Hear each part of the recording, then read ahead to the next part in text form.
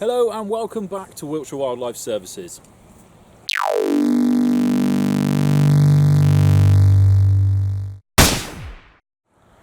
Summer's here, harvest has started and the general licence fiasco has been resolved.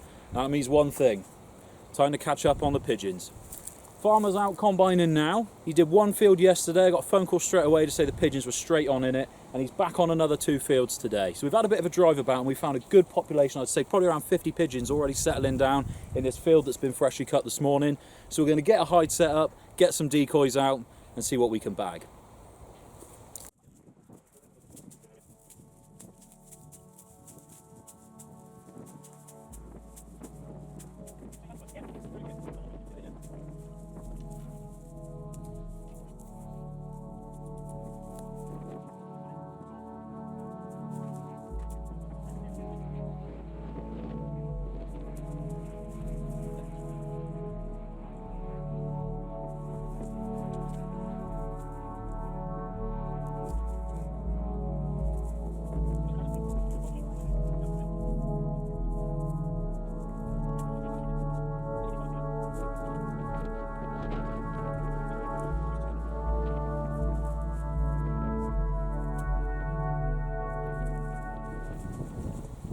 Okay, so that's the basis of the hide setup. I'm going to leave Dad there to do a few finishing touches to it, try and get it blended in nicely. And I'm going to have a look at setting some decoys out now, but I thought we'd have a little chat about the decoys I'm going to use today, just before I do. So we've got a bit of an assortment, a bit of a mixture of different bits. So I'll start nearest me and work my way away. So some of the first decoys I've ever got, the FUD, the fold-up decoy. You can get these in pigeons, crows, magpies, all manner of things. They're a really handy decoy if you like to go with a lightweight setup. They all fold flat, you get 6 in a pack, and they're lightweight, they're made of foam, they're quite a good quality laser printed image on there. So they do look like the real thing, and they're completely adjustable. You can adjust the necks on them, the way they stand, the way the feet sit. Very simple principle to them. So you literally just tuck in the flaps on the bottom, and there's your basic pigeon shape. And the feet, which also incorporate the spike, just fold down and sit in the gap. Now what you've actually got on these is you've got markings on the back here for feeder, standing and sentry. So you can angle the body at the right position for whatever decoy or what pigeon you want to represent with this decoy. So it's a really good, useful bit of kit. Just pop him in, say we're going for a feeder, then when he sits in the floor, he's going to sit in slightly angled down like a pigeon would be when his face is in the dirt, chewing on what he can find. Out here, some spilt rapeseed oil seeds. The head is completely adjustable as well, so you can just pivot it on the neck and it also goes in and out, so you can have, a real bulbous crop on there as the head's down, or you can bring it back, again, depending on what decoy you're going for, what pigeon you want to replicate, depends on how it's going to sit. So you can get a really good position here, in the feeder position, head down, and there he is, chewing away nicely. Amazingly good, these decoys. I mean, decoys don't have to be the real thing. None of them will be. You can make them look as good or as real as you like, but they're never going to be exactly like the real thing. These do a great job of being enough to draw the birds in, to get them in an arc of fire within range, that you can then start knocking them down nicely. Moving up from the FUD, we've got a standard basic plastic shell decoy. Again, from above, these look really quite good. You can stick them on a pole, you can have them with a bendy pole in there on a spring so that he wobbles about and moves about a little bit.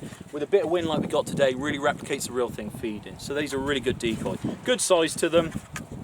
Not the most realistic things, but for a few quid off of eBay, I think they're a pretty good decoy. Moving up to the full-bodied flocked pigeon. Again, I think these are an eBay buy.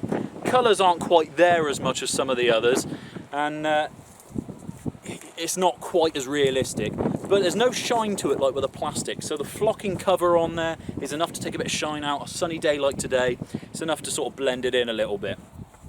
And then the king. These are the traitor decoys from Chris Green, the Cornish countryman himself. These are basically a plastic full-bodied decoy, which he then hand paints each individual one to really replicate a pigeon. You can see good quality paintwork with the white wing bars and the neck bars as well. That really catches the eye of the pigeon. He's even gone to the details of the feather edging around moving on to the tail. The shape of these really does look like a feeding bird as well, so they work really great from that perspective. And the way these work, these don't work on a spike or just sat on the ground. they come with this hooky bar.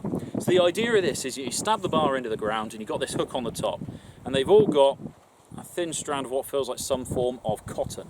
Now when hung, these decoys move about just like the real thing. You can see there, that bit of breeze there, it's turning him round, he's moving about, he's bobbing forwards, making him really look like he's feeding. I know these are a similar concept to the enforcer decoys, which are very, very popular at the moment, but this is just before the enforcers really started getting popular. We picked these up from Chris Green, and I must admit, I wouldn't change them. I think they're fantastic. We've had great days with them in the past. They really do a good job of drawing the birds in, and that movement that it adds to the pattern there is just brilliant. Absolutely fantastic.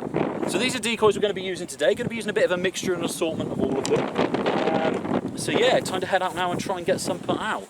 Going for a slight difference to the standard U shape or C shape or V shape that a lot of people talk about using, and we're going to go more for the outstretched arms.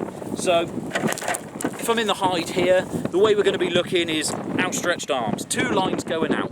Nothing in the middle, that way it gives the real pigeons a really good clear area for them to come and work their way into, for them to drop down into, or to just come in to give us a really good opportunity for a shot. But it's got enough decoys out the side to be enough there as an eye catcher to draw them into that area. We've also got the whirly and a couple of floaters today, so chances are we will probably fit them out somewhere.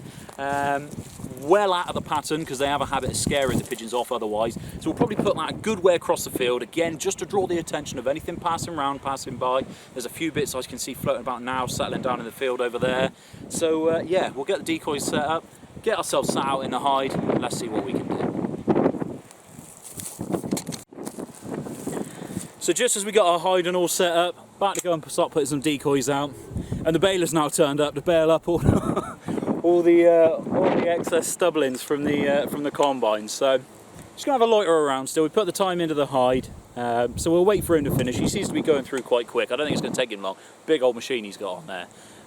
So we're just gonna have a stand about a minute. The pigeons are still flying about, so we'll stand about with the shotguns, see what starts coming by, see if we can knock a few down just standing without the decoys, and then hopefully he'll finish with a baling. We can get the pattern set out, sit in the hide, and hopefully finish off the day with a nice bit of decoying. But yeah, get some ears in, most important things. Get some ears in, stand with the shotguns, and we'll see what we can back from standing. Okay, so baler's now moved to the other side of the field. This area is clear, so we've managed to get some decoys out. Got the arms spread out, running out from the hide, so we've got a good clear section in the middle. And you may just be able to see out there, probably best part of 80 yards away, maybe a touch more. Got the whirler going out there, quite fast as well, because there's quite a breeze coming through. So yeah, we've already seen a couple coming around, looking interested. So hopefully that picks up a bit more as well, especially when the baler does finish off this last bit and moves on. So we'll have a sit down now, see how we go.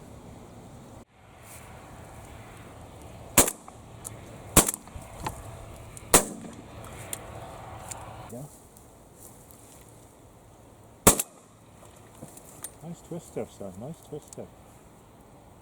On your right, on your right. Eh? On your right.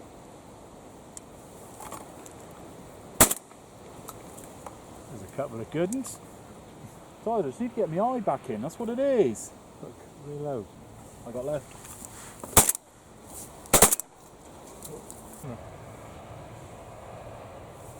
Go on. Too far away. Yeah. Oh, he came up then. Yeah.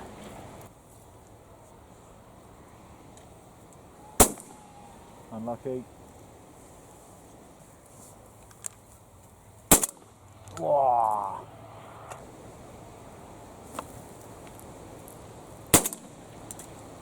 We got him.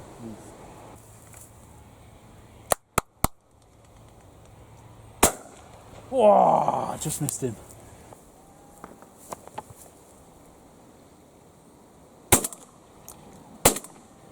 Damn. Shame on me. Yeah.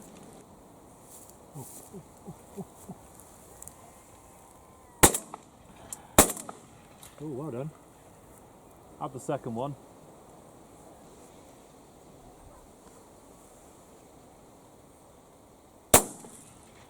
Nice.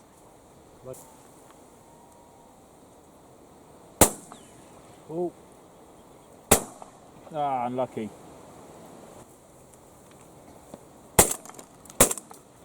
No. Yes, lovely shot.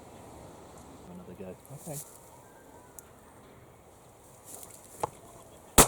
Yeah. He's down.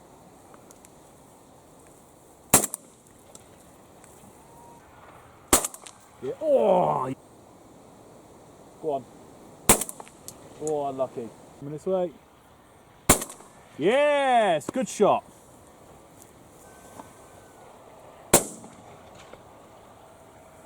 Come on the left, on the left. Go on. Oh, lucky. Rub it.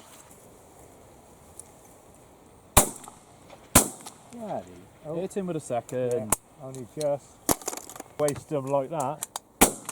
No, First You one had him, but you had him first time. Nicely done, son. Nicely done. Now, hit him now. Yeah, lovely.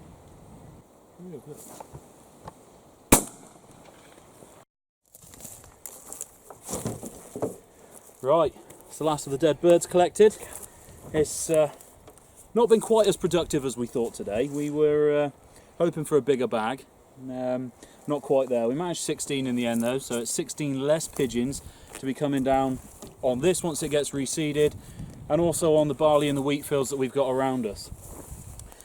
Now, as I say, wasn't as big a bag as we thought. I'd love to say that was due to the pattern or the weather, but reality is it was just our shooting was pretty awful. A little bit out of practice with the shotguns, but there's more fields to be cut. There's going to be plenty more pigeon shooting coming, so hopefully we'll get our eyes back in. Maybe a day or two on the clays might get us back there, and hopefully we'll put out some bigger bags and have a bigger dent on the population. Thanks for watching. If you've enjoyed watching, do tune into future videos. We're hoping to do some more bits.